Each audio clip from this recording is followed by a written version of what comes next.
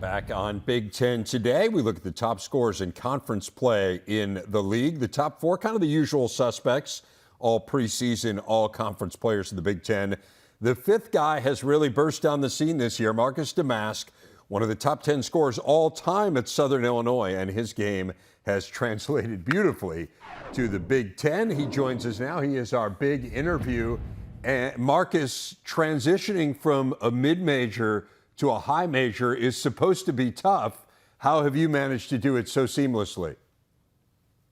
I think the coaches and my teammates have put a lot of confidence in me, and they want me to be aggressive. So, I think there was definitely a transition period, but for the most part, I'm just listening to my teammates and my coaches.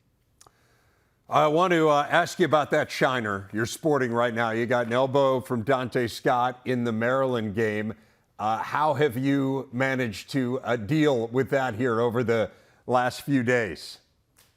Yeah, it's been a lot of icing, trying to get the swelling down. When it first happened, it was really affecting my vision. It bumped up right here a lot, but it's not too bad anymore. It's just pretty black now. There you are, sporting it in the post game and talking about it was worth it to get a win on the road, and you guys have had some trouble closing out games. I was really impressed with the way you did it against Maryland. You think about the game against Nebraska, let them get close there. That game went to overtime. Michigan State obviously slipped away late. What did it mean to go on the road, be in a hostile environment? And Maryland has proven to be a very difficult place for teams to win here over the last few years, and to be able to come away with a win. Yeah, it meant a lot. It was a hostile environment. They had some special stuff for their students, their fans. So, it was pretty packed in there. And for us to kind of come out with the win, I think we just showed a lot of maturity, and, our defense was a lot better closing games than it had been in the past. One of the things that's really impressed me, Marcus, in watching you this year is how your role has kind of evolved on this team in season. And some of it kind of seemed to be by necessity. Obviously, Terrence Shannon was suspended for a pretty significant chunk of time. It felt like you played, to me at least, a slightly different role when Terrence was out than since he's been back. How have you seen it? How have you seen kind of your role change over the course of the year? Yeah, my role has definitely changed. Without Terrence, you lose a really good playmaker. So my role, I kind of had to play make a little more, create for myself, create for others a little more. But now with Terrence back, I kind of had to find that balance of, playing off the ball, playing on the ball, being aggressive when I needed to. But, it's Terrence Shannon. Like, I got to defer to him. So just kind of finding that balance that'll help the team. We talked about your win over Maryland. The other big development from your guys' perspective this weekend was Purdue losing to Ohio State. And now all of a sudden you're a game behind Purdue in the Big Ten standings. You still have a home game against the Boilermakers. So if you take care of business the rest of the way, you could end up tying Purdue for the Big Ten regular season title. To what extent have you guys discussed that possibility? Yeah, we've all seen it. It's not like we don't know about it, but we haven't talked about it a whole lot because, we got a lot of games before that. And, we just got to take care of our business. Now we really don't have to worry about what anybody else does. It's just what we do, and we just got to take care of our business. Marcus, as I mentioned, first year in the Big Ten for you. Want to get a little bit into your background. You're from Waupun, Wisconsin, which is between Madison and Green Bay. Your father was your high school coach. You have a number of siblings who play basketball as well. Give people a sense for the role of basketball in your house. Yeah, basketball has been a huge part of my life growing up. I was in the gym with all of my older siblings. I got two older sisters and an older brother. So I was in the gym with all of them growing up. My dad coached all of us. So, we're kind of known as the basketball family back in Waupun. I read that you have a court in your basement. Explain to me what that was like growing up for a kid who loved the game. Yeah, that was awesome. We built our house kind of right as I was being born, and my dad had the idea to dig deep into the ground. So we kind of have like the size of a racquetball court in our basement, with a hoop that can raise 10 feet to I think like 7.5 feet. So I played a lot of games down there, a lot of one-on-one with my brother, a lot of 2v2 tournaments. I grew up in that gym. You have a reputation as being a really hard worker, as someone who loves being in the gym alone. How much do you think that setup as a kid impacted that? The fact that you had essentially 24-hour access to a gym? Yeah, I mean, I think it did a lot. I wouldn't call it 24-hour because at night, my mom, she didn't like the ball bouncing too much when she was trying to sleep. But yeah, I mean, I could really go in there whenever I want. If I got bored, I just went in the gym. Like it's really, if I didn't know what to do, I would just go in the gym. So that's just kind of how I grew up, and that's just kind of how I am now. If I don't know what to do, I just go in the gym. By the way, that seems like a reasonable request from mom. I mean, I think not wanting a basketball bouncing in the house when you're trying to fall asleep, just from the point of view of a parent. Again, I can relate to that, no doubt. I'm interested in your recruitment. So you're the MVP of the state championship game in Wisconsin as a freshman. Then you're Mr. Basketball in the state of Wisconsin. And I looked at your recruiting rankings, and it just doesn't add up, Marcus. I mean, you're very lightly recruited. Why do you think that was? Where was the disconnect there for coaches?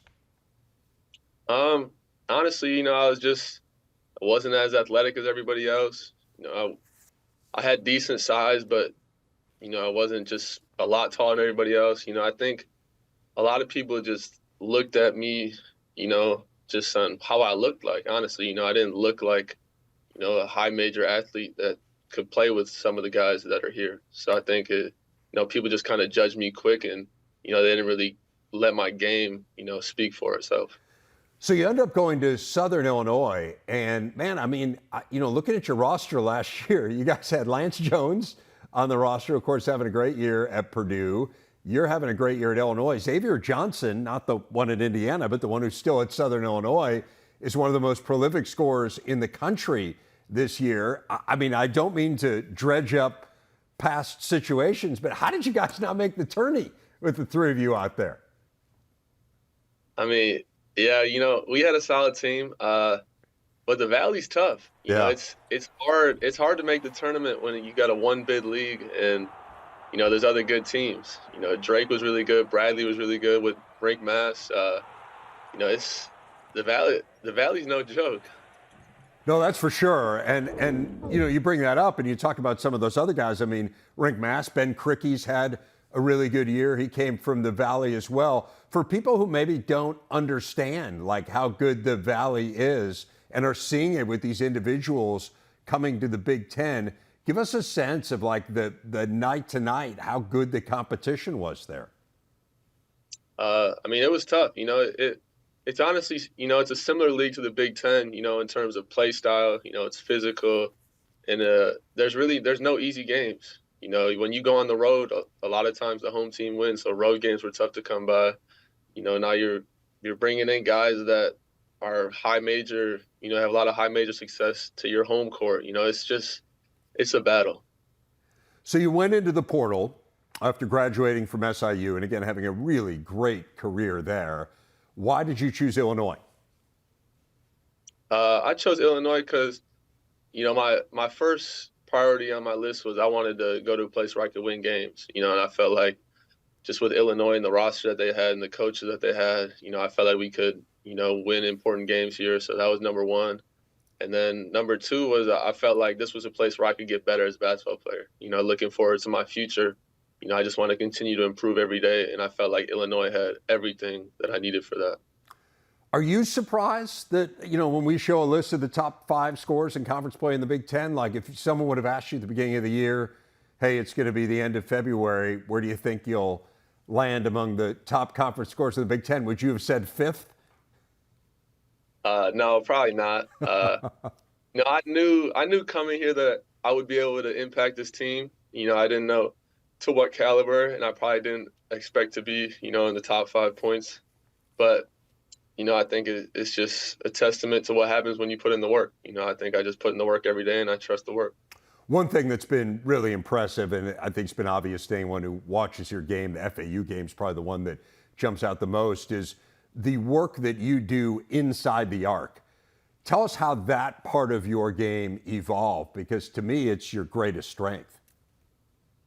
Yeah, I think that just comes back to, being coached by my dad. He was big on the fundamentals and just kind of mastering the boring of the game. The 2-foot jump shots, the footwork, shot fake, stuff like that, and just playing at my own pace. Just not letting anyone speed me up. And just having complete control when I get the ball to where I want to get it to. Marcus, I want to leave you with this. You guys have Penn State coming up tomorrow. You're playing at Rec Hall, as I'm sure you know, which is a much smaller, more intimate facility. They've got really tough guards. Those guys like to get up in your grill. What are you anticipating in this matchup in State College? Yeah, I think it's going to be a fun one. I think the environment's going to be really live in there. I think it's already sold out. It's a game that we got to execute our game plan, and we got to play really hard if we want to come out with a win. All right, Marcus, really enjoyed visiting with you. Take care of the Shiner, and we'll look forward to seeing you here on the Big Ten Network tomorrow night. Yes, sir. Thank you.